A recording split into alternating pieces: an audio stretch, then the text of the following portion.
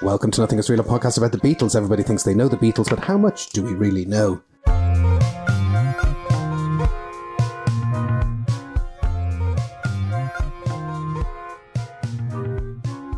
My name is Jason Carty. My name's Stephen Cockcroft. And we are live on tape from Dublin and Belfast. This is part 2 of our look at the song Hey Jude. And in our first part, it was the road kind of to Hey Jude. The creation myth about the song is that it is written by Paul McCartney to Julian Lennon in the midst of John and Cynthia Lennon separating and starting their divorce.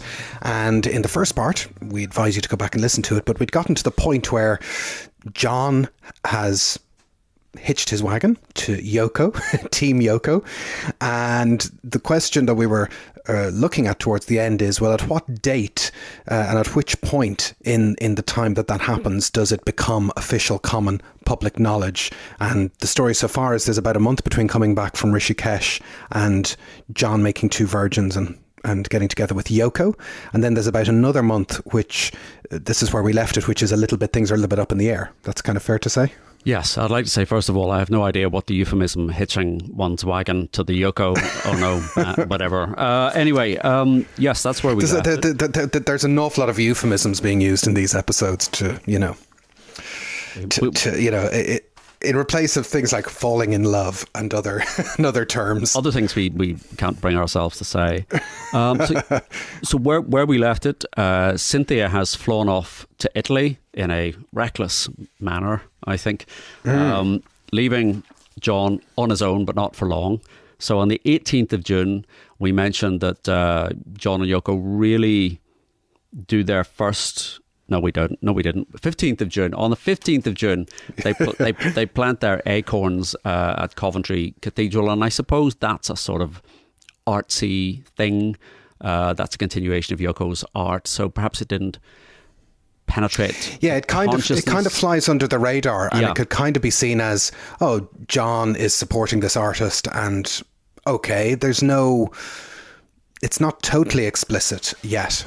No, although there's a little bit of controversy around this about planting the acorns in consecrated ground and this sort of thing, and the church authorities get very agitated about this because there is a degree of uncertainty around what is John's relationship with Yoko, and these a couple out of wedlock and that sort of thing. But the big incident that really brings this front and center is on the 18th of June when John and Yoko together attend the premiere of John's play in his own right at the Old Vic in London.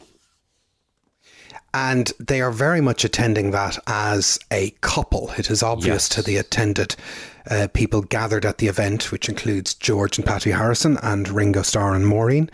Paul is away at a Jane Asher play, although not for much longer. So it is obvious that they are there as a couple. It seems odd that In His Own Right becomes a play. What is the point of that? Well, it's a very short play, first of all. Oh, good. So it's based on the book and the follow-up, A Spaniard in the Works.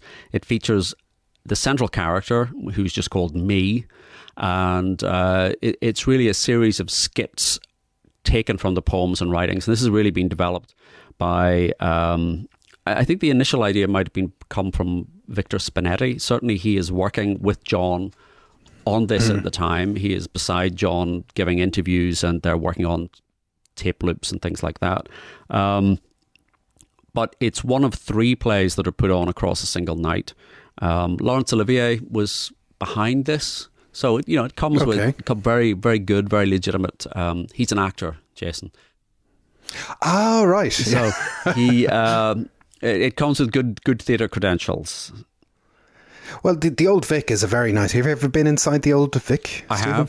I have. But it's a very nice theatre. It's a very nice theatre. And it's a proper... It's a little bit away from London's West End. It's on the south side of the river, but it is one of London's big main theatres. Yes. And there's been some talk around this time of this being turned into a film, which now, I don't think this ever gets elevated to, Beatles 3, the third Beatles movie, but certainly in New York, this comes up and it's talked about. And John said, it's a tough book to read at times, depends how you feel. Can't really explain it. I'll just have to make a film out of the two books. How I'll do it, I don't know, but I'll do it. I can't really say how I'm going to do it. Haven't got it on paper yet.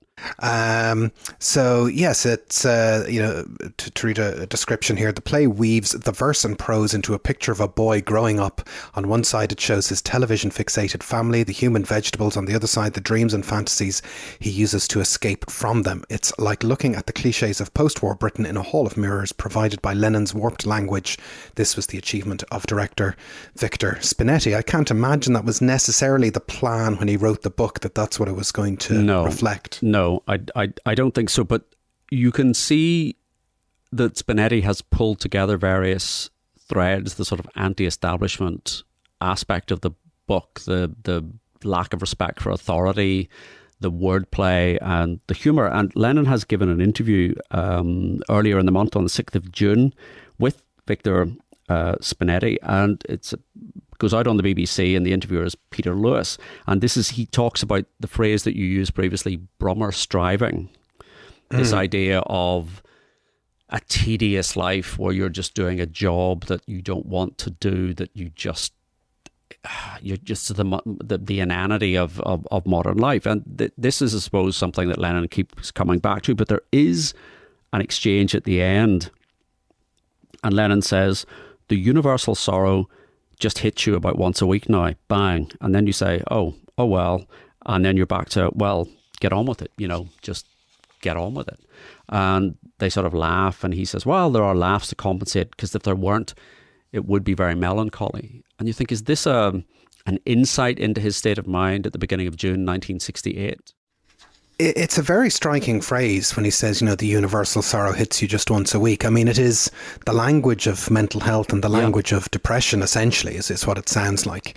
And, maybe at that point we didn't have as much insight or as much time or capacity for dealing with something like that. But these interviews that he does in relation to In His Own Right, they're up there on YouTube. They're quite well known. There's another clip that's been going around a lot recently, given the events of recent months, where he's talking about world governments and world peace. And, if the governments of the UK and America and Russia and China could tell us what they want, but I think they're mad,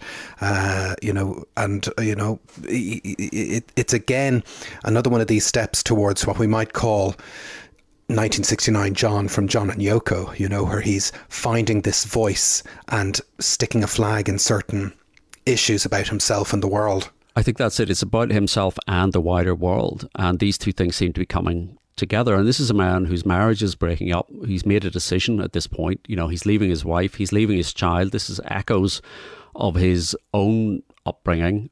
He was 5 years old when his parents effectively, he had to make that choice. These things are coming together, and it is the language of depression. It is quite striking.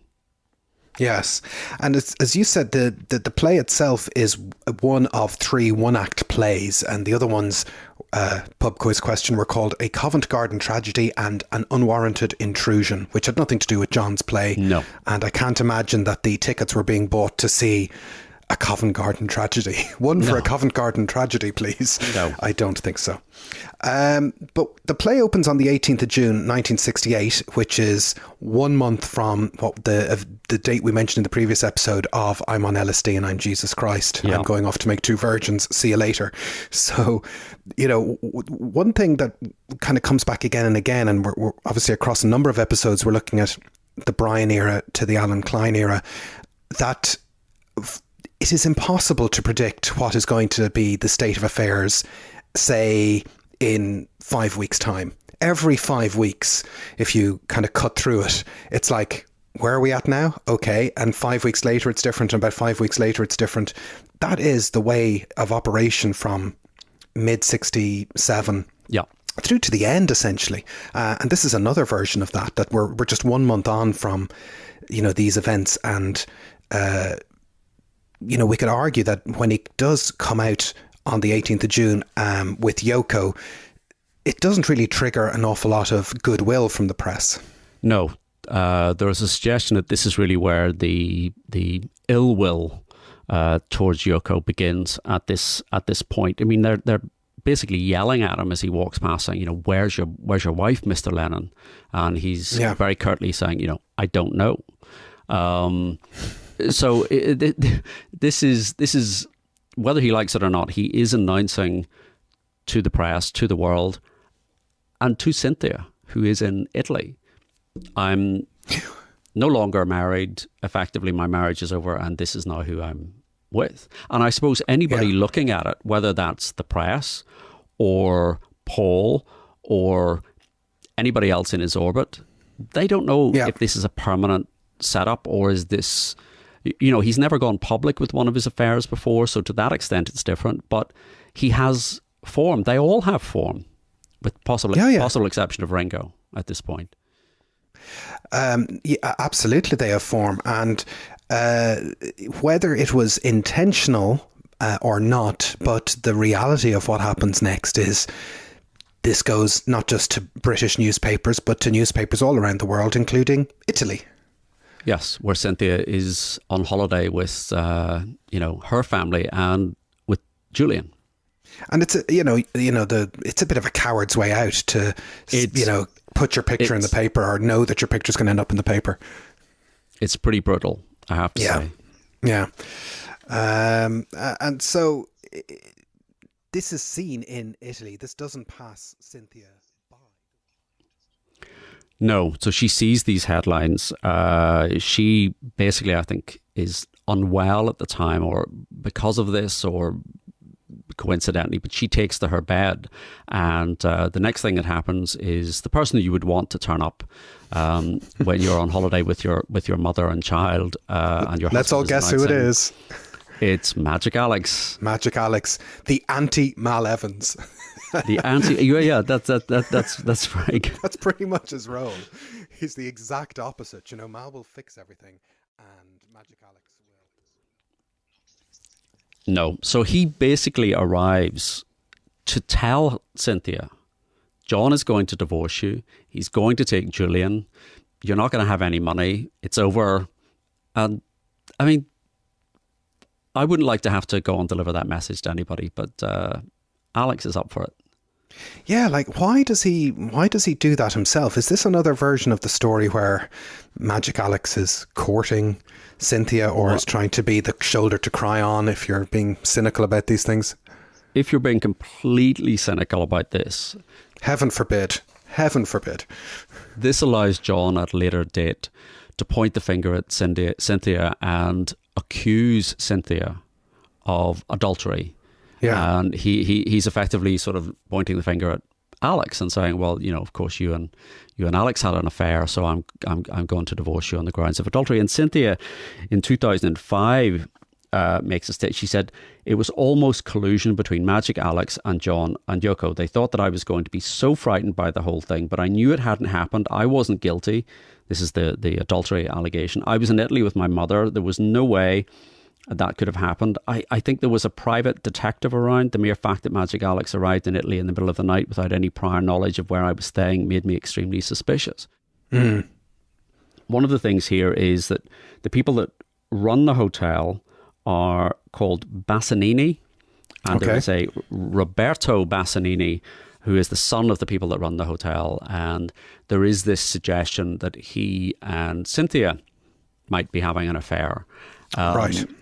So, completely coincidentally, she then goes on to marry Robert Bassanini. Ah, well now. But there you go. I hadn't put two and two together. I see. But who knows which thing happened first? We don't know, really. We don't know, but this is the rest of this quote is the whole thing was just so surreal and bizarre. And then, of course, the following day in the newspapers, there's the photo of John and Yoko. And at that point, everything fitted together in my mind. I was being coerced into making it easy for John and Yoko to accuse me of doing something that would make them look not so bad. When your back is to the wall, the best form of defense is attack. He had come out to the world that he had left his wife and family, and he was now with, quote, Japanese bottoms artist Yoko Ono, unquote. Love is blind sometimes. I knew something terrible was going on, but I couldn't put my finger on it. But it was only when all these other things came about that I became aware that I was being set up. And yes, I think there is an element of that, of John setting her up? Absolutely. I mean, I think, there's another part of that quote where she says, you do these things and don't realise the consequences, speaking of John getting together with Yoko. And I honestly think, John probably did feel that he would not get any backlash. He had been an unimpeachable Beatle for 5 to 6 years at this point, and he had people to fix things and to do things. And he treats this issue, this job, this moment, as if it's, unstring a vec kaput mal, can you go fix it, I'm going to send Magic Alex off and I will come out of this, bigger and shinier than ever. Everybody loves the Beatles. I think there is definitely an element of that, and that feeling is not just confined to John. I think all 4 of the Beatles have this attitude at this time that they can basically do anything, go anywhere. They don't carry money. With George having his £20 note in the sole of his shoe in Bangor. Paul, we'll see, is conducting affairs all over the place in 1968, juggling different women. In the recording studio, we'll come on in a later episode. George is using recordings by somebody else, passing them off as his own. John and Yoko, when they give their concert, they're behaving in a very high-handed manner. So I think you're right. I think they just have a lot of fixers, and they think they can get away with anything. So why would John put himself in the awkward position of having to tell his wife that he's divorcing her? He can just get one of his gophers to do it. And Alistair Taylor kind of also confirms what Cynthia says, that John has these suspicions about Cynthia and, is kind of frantic, but it is a very strange situation that he is objectively being the one person who is being unfaithful. But, I think transference is the phrase that people use, where you just transfer your own guilt or suspicions onto somebody else. Yeah, what Alistair Taylor says is John was consumed with jealousy. He might not have loved Cynthia as passionately or as exclusively as he once had, but he sure as hell was not prepared to put up with her loving someone else. He had Alex spying on her, and I think it was this obsessive jealousy that sparked him into bringing Yoko in and kicking Cynthia out. John was a bit of a lost soul until he met Yoko. If you looked at her and then at sexy Cynthia, you couldn't see why any man would exchange a beautiful, warm-hearted blonde who was the mother of his son for an oddball Japanese woman with more hang-ups than a psychiatric clinic. And I think Alistair is perhaps saying the quiet part out loud. He's saying the quiet part out loud there. Just when you think, yeah, I can see what you're saying, then you suddenly think, right, okay, thanks, Alistair. Well, I think he is saying something that was the subtext of all the press reports about Yoko, not only when this happened in the summer of '68, but forever. When I, was becoming a Beatles teen obsessed person in the 80s, late 80s, Stephen. There's still very much this narrative that Yoko and Linda were not good enough, and they had somehow, tread on sacred ground that they shouldn't have. They're foreign, Jason. They're both foreign. Well, it's weird, and it is one of the big changes I think that I've seen in the last 30 years of Beatle fandom is that this has tilted away a little bit. I mean, there's still, Yoko Ono still remains a very easy punchline for some people, but I think, there's even in 2022 yet another fantastic Yoko tribute album that's been put out recently, and I think we're understanding things a lot better. And if this had happened at the time, it'd be curious to see what I'm sure Twitter would have been so boring. This would have been a nightmare of people's opinions about what's going on. But that is where we stand when we get to the 18th of June. That is definitely a day when there's a before and after related to that date, I think is a way of putting it. But what has all this got to do with Hey Jude, Stephen? Like, isn't that what we're here to talk about? We are. We're 1.5 episodes and we haven't even begun to speak about. We haven't even gotten yet to the first of the na-na-nas on Hey Jude. And Well, I think the thing we have to really to put this in context, because the other thing that's unraveling at this point is John's relationship with Paul is yes. So we kind of keep that in mind at the same time. And perhaps well, there's another relationship unraveling as well, which is Paul and Jane is unraveling. So it'll be another 5 or 6 weeks later in July when Jane goes on television and says that they're not engaged anymore. So that's happening in the background, even though Paul is at her play in June. By the end of July, they are not together. So that's also unraveling. That's your 5-week theory.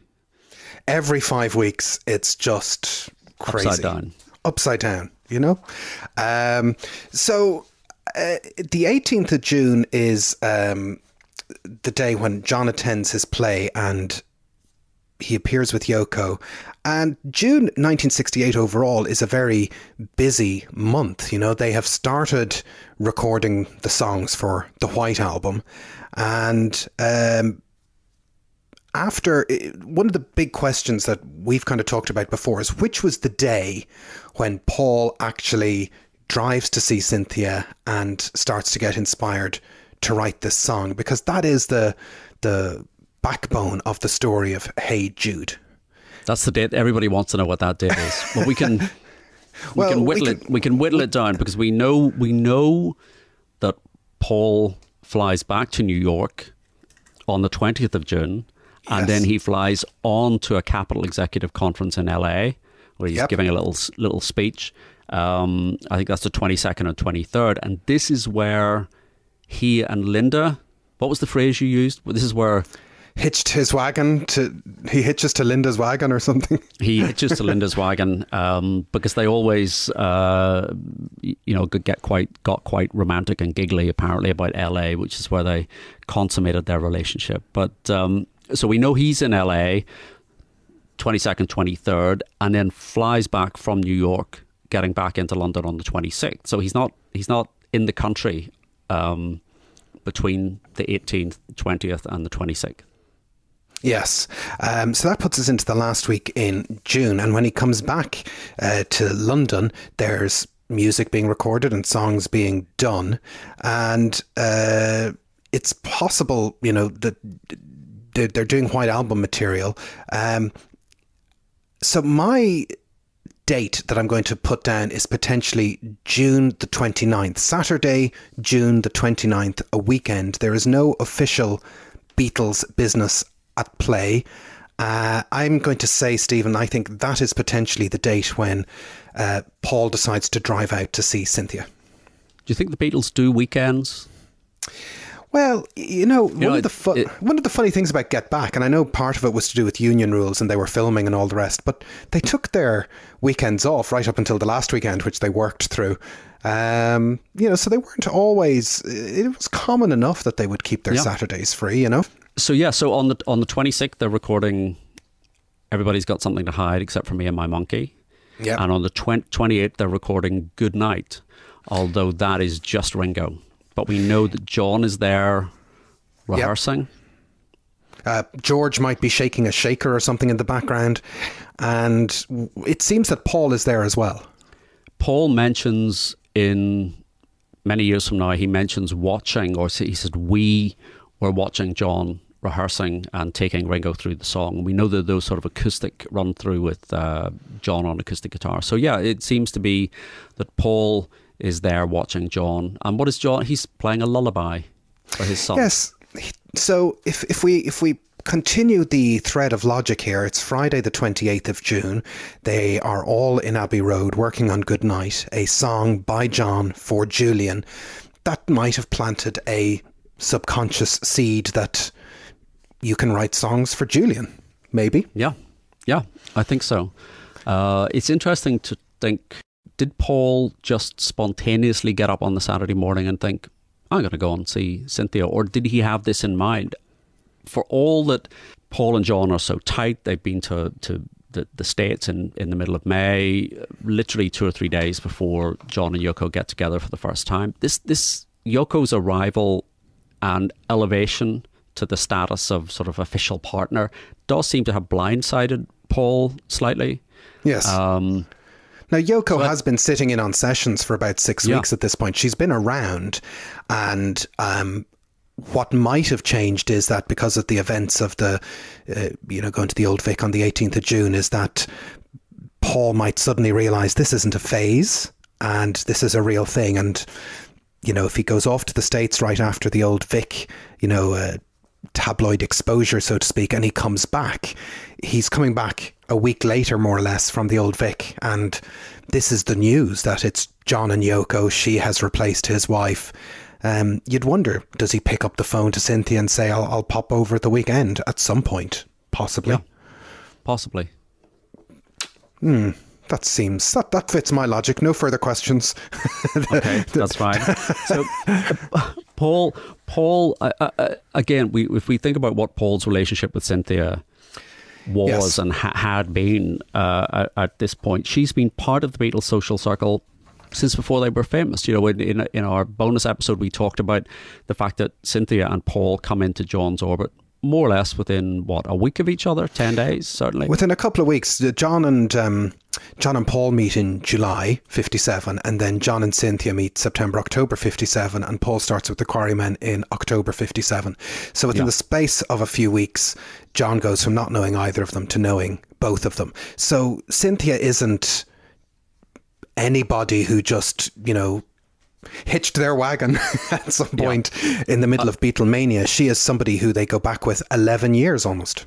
Yeah, she predates fame. So she kind of grew up with them into that world of fame that they inhabit. So she knows what it's like. She was there for every step. And Paul does say, I'd known them for so long. We had hung out since John's art school days when I had a girlfriend called Dot and John had Cynthia, and we used to foursome it a lot. I think that's just going to parties. Yes, I'm sure. Going to parties together. Since then, I'd seen them get married and seen them have Julian. We'd been very good friends for millions of years, and I thought it was a bit much for them suddenly to be persona non grata and out of my life, so I decided to pay them a visit. And, that name Dot as one of Paul's early girlfriends, whenever you read about these people in their orbit in the early days, someone like Dot seems very, very far away.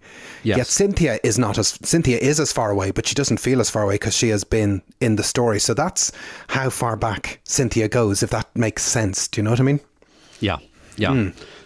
So he this is in many years from now, and he says, I thought as a friend of the family, I would motor out to Weybridge and tell them everything was all right to try and cheer them up, basically, and see how they were. Now, this is Paul speaking a long time after the fact, but he's keen to make it clear as a friend of the family.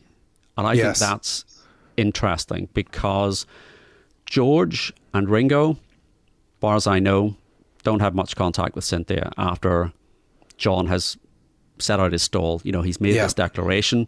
Cynthia's gone, and we talked about how brutal that is and how absolute. But Paul doesn't follow the party line. Mm-hmm.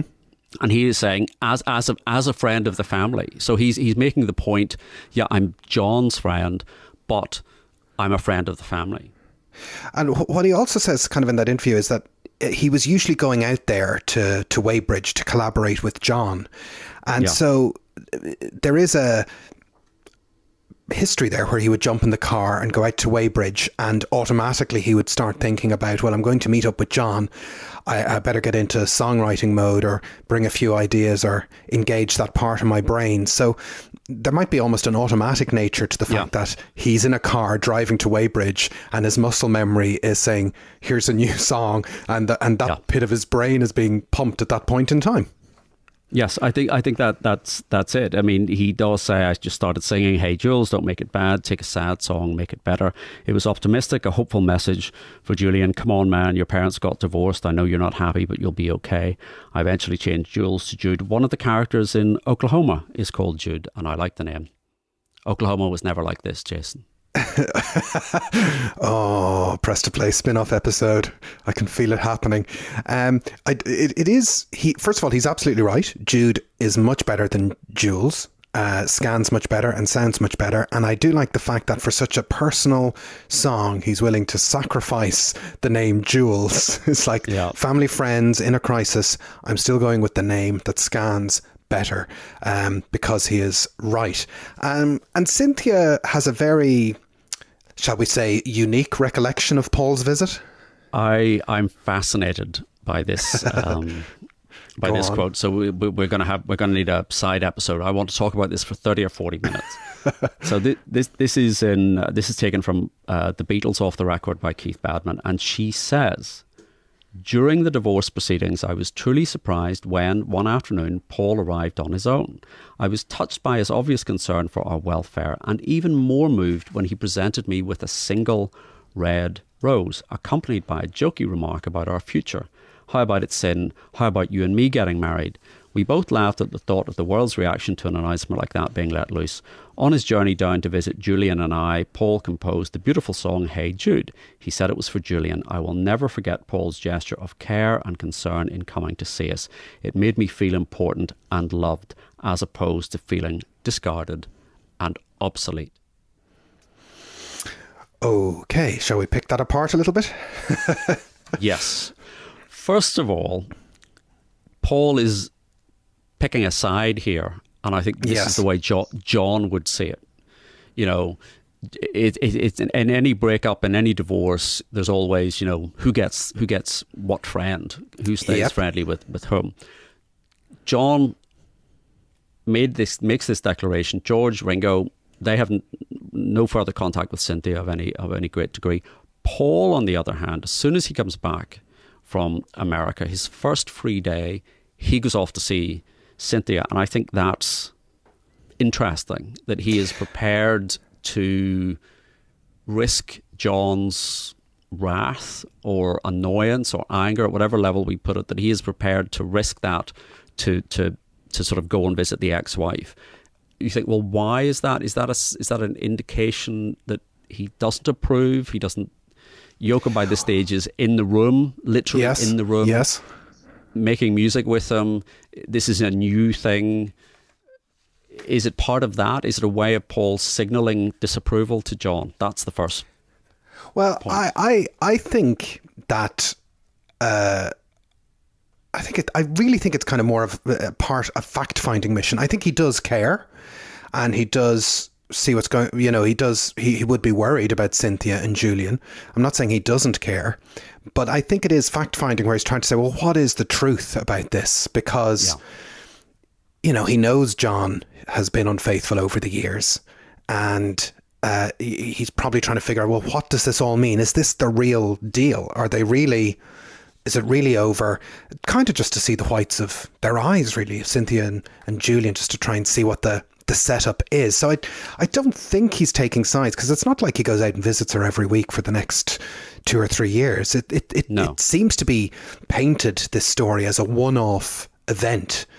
And I think that's where it is. Like, you could imagine he comes back from the States, all hell has broken loose in this thing that has kind of been bubbling along under wraps for, you know, a couple of weeks.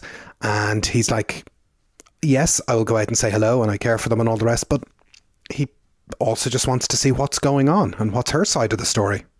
And I suppose he will have heard John's side, which is that Cynthia was having an affair with Roberto Bassanini.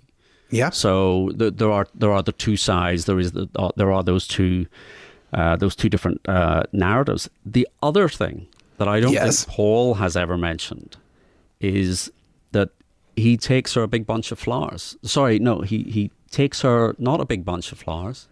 He takes a single red rose. It's quite interesting. Do you not think? Mm-hmm. Yeah, but I don't think that the world's most eligible bachelor is going to want to get together with a divorcee who has a child. Oh no, wait a sec. Let me rephrase that. Let me think again. Yeah. Well, when he presents the rose and says, how about it, Sin? How about you and me getting married? I do think he is joking. It's a joke. Don't you think? So does he? I think it's a bit. Don't you think it's a bit of a silly lark that he's kind of just, what would you say? He's just being goofy. Paul. I don't really think he's declaring his love for Cynthia. So he stops at a service station on the way and picks up a single red rose. Single red rose is difficult enough thing to find, I would have thought. Well, I don't know. He probably had Alistair Taylor run out and get it for him. He probably just grabbed one from a display in his hall on the way out. Probably, maybe that was it. I'm just thinking, if any man out there listening has ever given a single red rose to a lady, let us know. What's it like? Nudge, nudge. What's it like? Nudge, wink, wink. Say no more. Yeah, it seems odd, but maybe it is just a. I mean, it's certainly unusual, and I know this is in Rob Sheffield's book, Dreaming the Beatles. It's certainly unusual to think of any other 60s rock star taking one of his days off to check in on his bandmates, ex-wife and kid to make sure they're all right. It's a very unusual thing, but, again, we have to strip away some of the cynicism, and we do know that Paul is a nice bloke for doing this type of thing, that people do feel in his orbit that he... if you're a pal of his, that he will look out for you, and he does kind of do that extra mile, and he sends the letters and the postcards and the fruit baskets and all the rest. He does that. He does that. We do know that, and we do know that he and Julian, that he got on very well with Julian. And John remarked, had previously remarked on how well Paul interacted with Julian in a way that he felt he sort of never could particularly. And Paul grew up with a brother. He kind of had a much more sort of stable family environment. But, I think it probably was just a joke. And it would have been very fast for someone even like Paul to make a move on Cynthia, Yeah. A sort of red rose speed dating. Red Rose speed date. I get that. I mean, you mentioned there Mike McGear passing, as if June 68 wasn't busy enough. Earlier in the month, Paul had been the best man at Mike McGear's wedding. So, relationships and marriages and things are all in the air from all directions. It was in the air. You've seen that photograph of Paul as best man. I've seen that photo. He looks like a man who has had more than one over the eight, quite a lot to drink, I would have to say. Being quite friendly to the bride. He is. He plants a big smacker on the bride at one point. So what does it all mean? It's almost like you need a break to think about what it all means, Stephen. So we're going to take a break right now. End of part one. Intermission. End of intermission. Part two. Welcome back. So where we left it there was that Paul McCartney had presented a single red rose to John Lennon's estranged wife, and that's all totally normal behaviour for a rock star in June 1968. Correct, Stephen? Nothing to see here. Nothing to see here. Please move along. And in the back end of that, he has written a song that is in his head called Hey Jude. And we are postulating, if that's the word, that this is the 29th of June. We don't really know how this meeting with Cynthia ends, except that it just does end. But the reason why we think it's the 29th of June, Saturday the 29th of June, is that we know for a fact that Paul plays the song for people on the 30th of June. So what does he do on the 30th of June? Well, on the 30th of June, he is doing a field recording with the Black Dyke Mills Band. They record Thingamabob, which is a theme tune to a much-loved sitcom. Yeah. I don't remember. I don't remember the kids show of some kind or something. Anyway, so he's up north recording the brass band, complete with his usual entourage, and then as he's driving back, I was going to say down the motorway, but there probably wasn't a motorway at the time. No, it was the M1. Apparently, he was on. He was on the M1, which is the first motorway in the UK, which was opened at that time, and it's a road that runs from London to Liverpool, oddly enough, and I've travelled it many times, and yes, it's the first motorway, so it was called the M1, so it was open there. The Irish built it, Stephen. It's very important to remember that. Very good. Very good. Very good. So they stop at a village called Harold. This is a very English. That's almost like a gun show. But isn't that the point? He kind of pulls off the motorway and goes down the back roads and it's like, find somewhere with a silly name or a fun name, or just find somewhere that sounds interesting. He's, I think it's Tony Bramwell who says, Paul suggested we pull out the AA book and find a village with the nicest name. We pop off the motorway, and after a short time, Harold in Bedfordshire was spotted and a detour was made.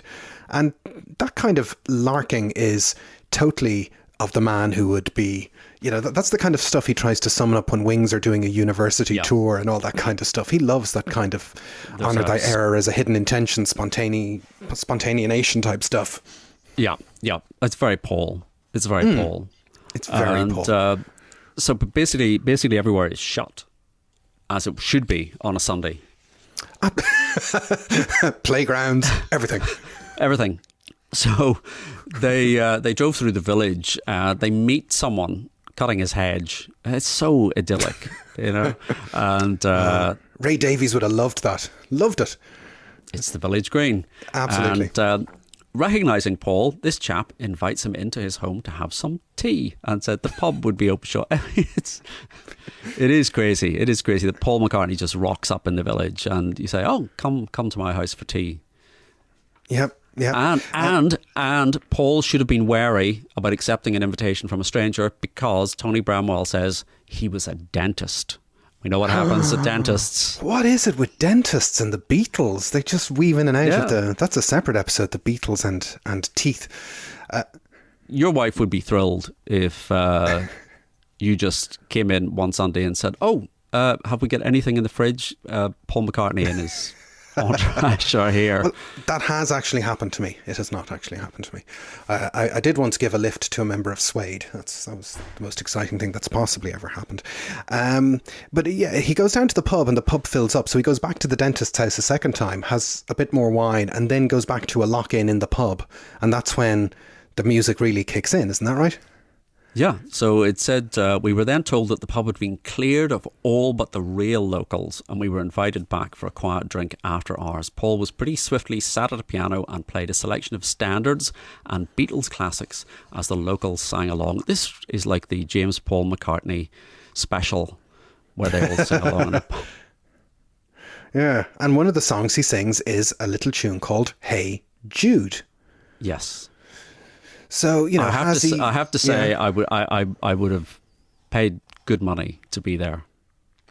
Well, I think that's a bit of an understatement. I mean, if we're assuming that the 29th is the day of the Cynthia visit, he goes home, he figures it out like on paper, gets it all down.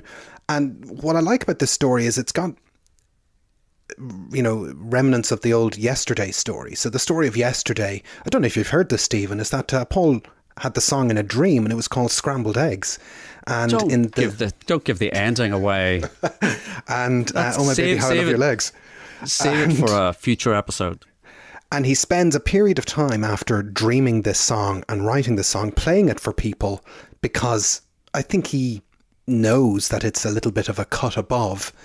And in the Yesterday story, he's playing it to say, is this, do you know this song? Is this familiar to you? In the Hey Jude song, he doesn't really have that uncertainty because he's, at this stage, Paul McCartney, who writes these kind of things. But there's a couple of episodes of him playing Hey Jude for people before he even gets it to John Lennon.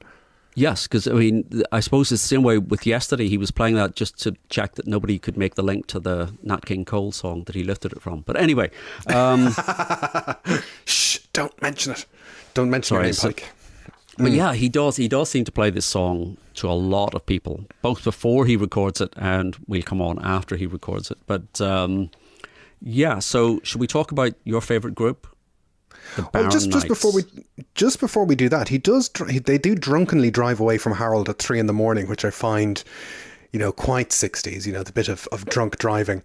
And I do like Derek Taylor because, never a man to use, one word when 10 will do.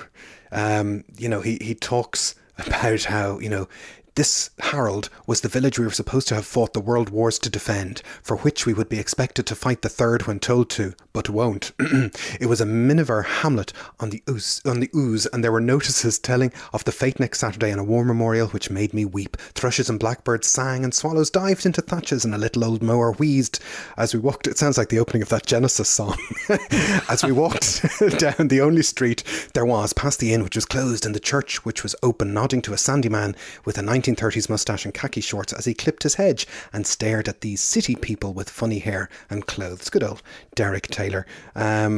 Which is very, very sweet and bucolic and nice. But yes, you were getting on to the Barron Knights, who also were privy to a bit of Hey Juding, is that right?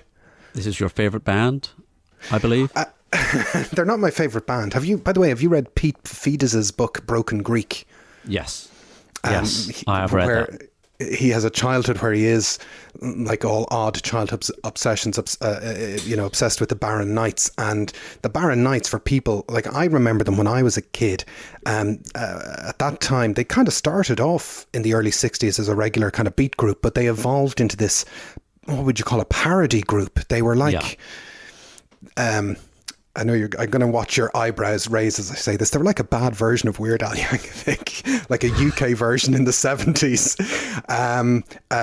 where they would kind of replace funny words into songs and release them as medleys, and they would constantly be on top of the pops in the 1970s. And they're still together. They're still touring.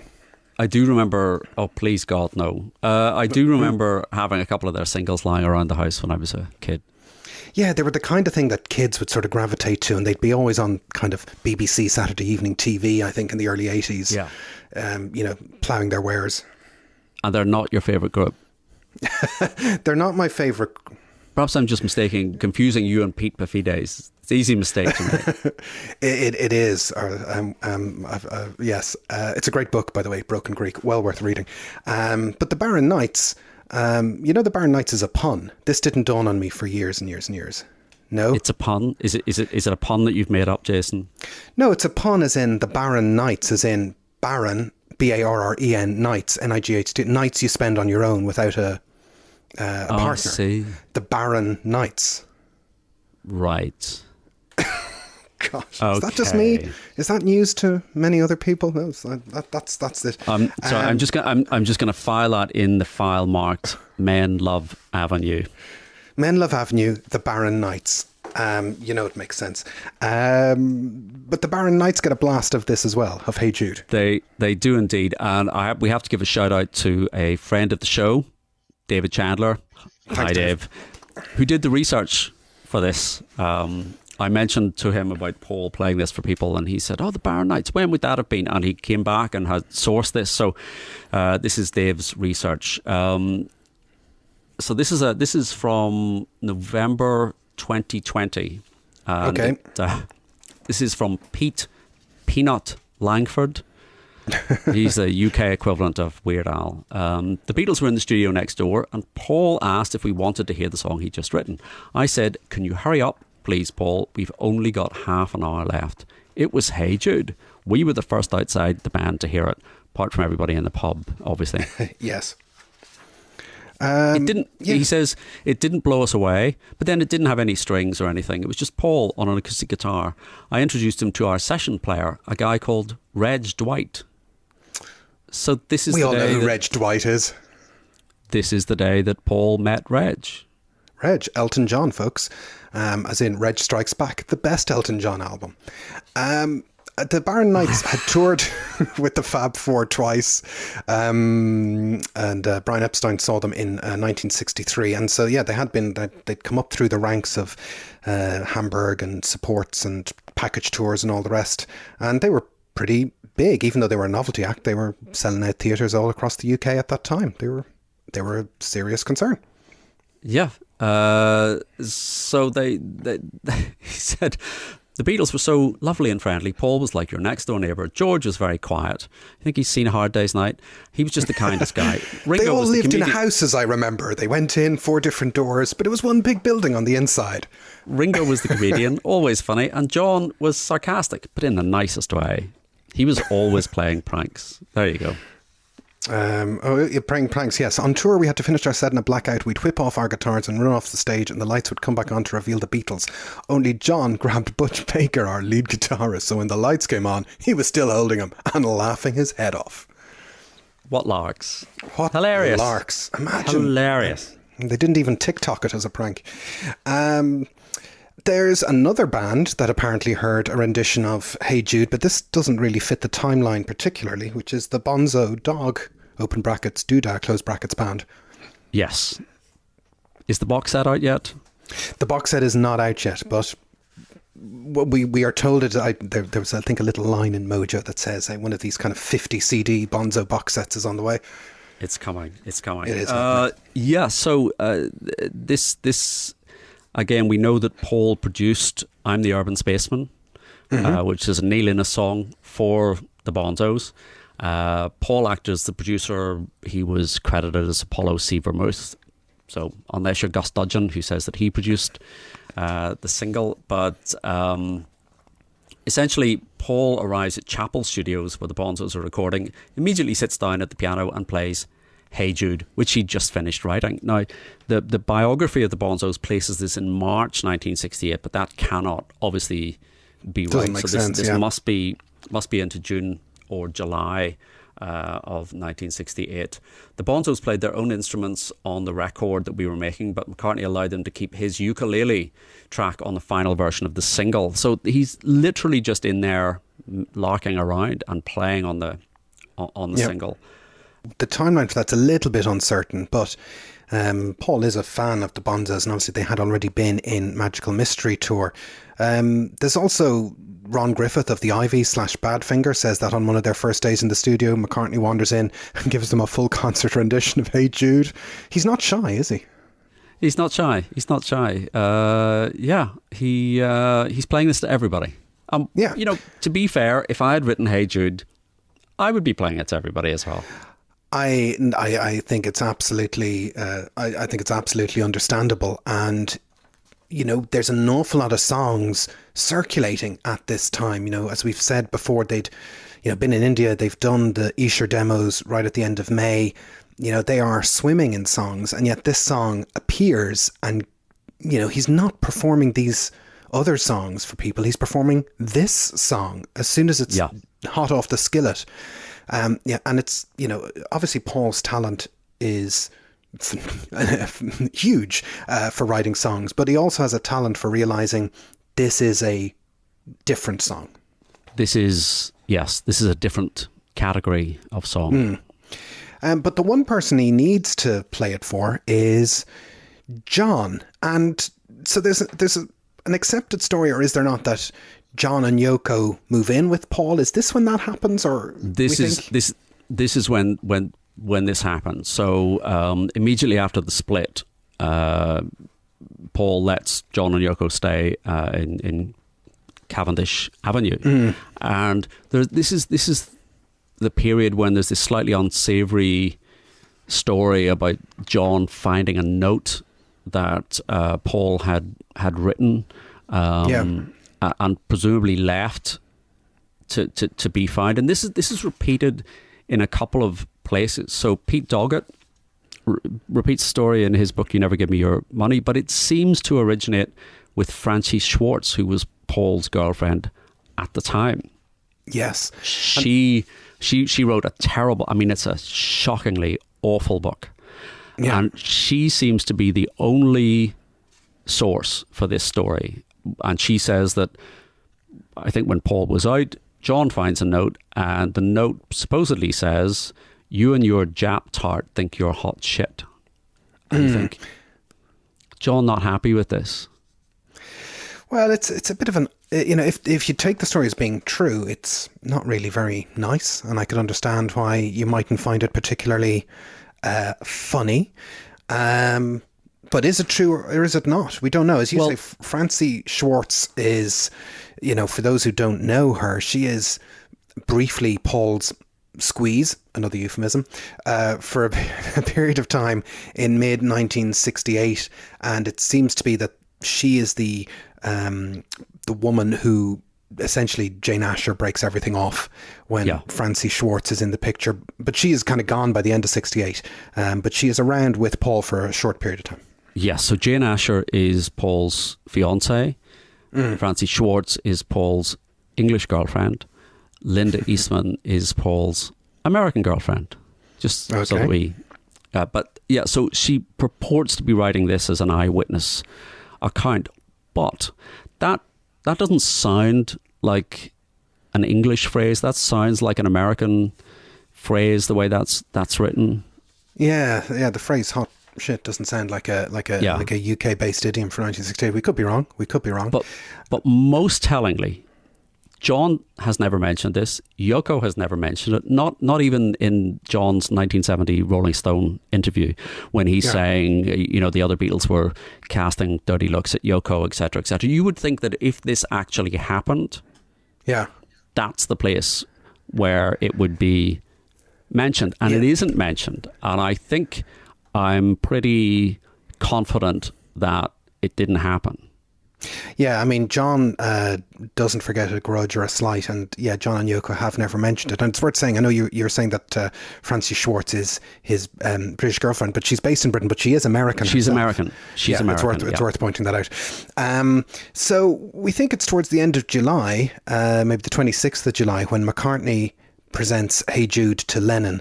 And, Lennon is actually living with Yoko at this point in time in the Montague Square flat where he takes his picture in the nip with a dog.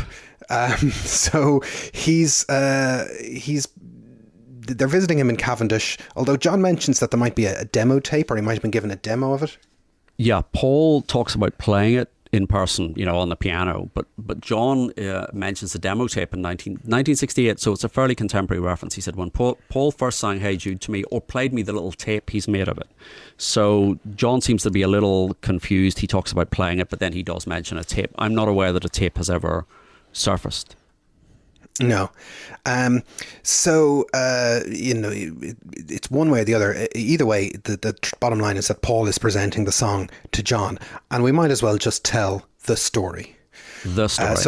So Paul says, in many years from now, I finished it all up in Cavendish, and I was in the music room upstairs when John and Yoko came to visit, and they were right behind me over my right shoulder, standing up, listening to it as I played it to them. And when I got to the line, the movement you need is on your shoulder, I looked over my shoulder and I said, I'll change that. It's a bit crummy. I was just blocking it out. And John said, you won't, that's the best line in it.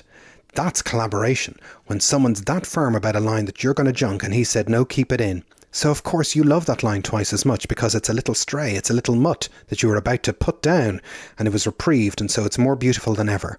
I love those words now. What age were you, Stephen, when you first heard Paul tell that story? I think I was 8 or 9 years old. I vividly remember hearing that story for the first time when Flowers in the Dirt came out. There was an 8-part Paul McCartney Radio 1 documentary, and I was just kind of getting into solo Paul at that time, and it was full of contemporaneous interviews, and I taped them all. It was on BBC Radio 1. I think it was called McCartney on McCartney, and he told that story when we got to Hey Jude, and I'd never heard the story before, and I thought, that's an amazing story. And if you don't know that story, that is an amazing story. It is an amazing story. It's a story he has told many times, but, it is a good story. You can't deny it. It is a good story, but it has now become a sort of greatest hit. It's a story that must be told. Yes. But what is very striking is, for all their ups and downs and ins and outs, John loves this song. Yes. He has never said a bad word about this song, and it's possibly his favourite Paul song. In 1972, John says that's his best song, and in 1980 he says it's one of his masterpieces. And although John wanted Revolution to be the next Beatles single, he doesn't deny the calibre of Hey Jude. No, he says we put out Hey Jude, which was worthy. And again, that's John speaking in 1970. So in the context of, they wouldn't work on my songs and I was always getting a raw deal. But he's admitting at that point, at sort of the height of the animosity between the two of them, that song was a worthy A-side. And, one of the things that, we've all grown to know and love about Hey Jude is that it's a song of solace, really, and reassurance. And John is one of the first people, I know Paul has played it to all these other groups, but John is one of the first people to hear it without any context and without knowing what it is. And he's somebody who is, to put it mildly, going through some stuff. So It's not understandable that, Lennon states that he's always heard, this is him in 1980, he says, I've always heard it as a song to me. And he felt that it was like on some level McCartney giving a blessing to him and Yoko. And I think that's the magic of the song, is that what I've noticed about Hey Jude is if you're sad, it can cheer you up. If you're sad, it can make you more sad. If you're happy, it can also make you happier. It is a mood altering substance, that song. I think you're right. And the very isolated vocal that starts, it starts with Paul's voice, and then it ends in this great kind of massed communal sing along. So it's a journey. It does take you on a journey, and the lyrics are very non-specific. Yes. Which again is a bit of a Paul speciality, to make, as we've said before, the unconventional sound conventional, to make music and art that only makes sense when the audience is added to it, and that the audience can see themselves reflected in it. Author Mark Hertzgaard says many of the song's lyrics do seem directed more at a grown man on the verge of a powerful new love, especially the lines, "You have found her, now go and get her," and "You're waiting for someone to perform with." And that is an interesting twist in the song, because, as we've said before, the creation myth of the song is that it's a song to comfort Julian Lennon. But then there is those lines that say, "You found her, go and get her, go and perform with her."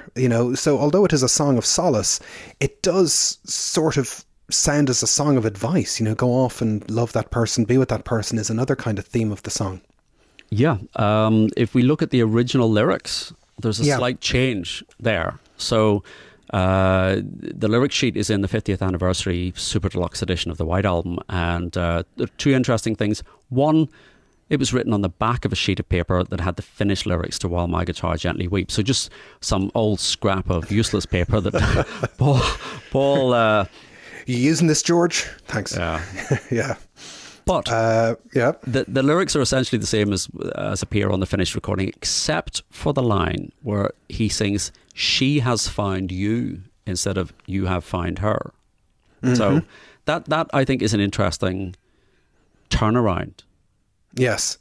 And there's also this notion that it's as we said, there's change in all the relationships here. So Lennon has also speculated that McCartney, realizes that his relationship with Jane Asher is failing. He's writing a message to himself, and arguably, "Hey Jude," this kind of universality of it, the song might be saying, if you've found yourself, your new personal self, go off with your personal self into the future. You could even draw that from it.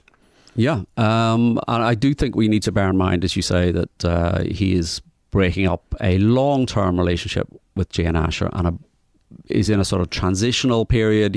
Francis Schwartz is on the scene, but he has begun his relationship with the woman he's going to marry, and basically spend the rest of her life together with Linda. So he's writing to John, he's writing to Julian, he's writing to himself, and I think all of those interpretations are possible.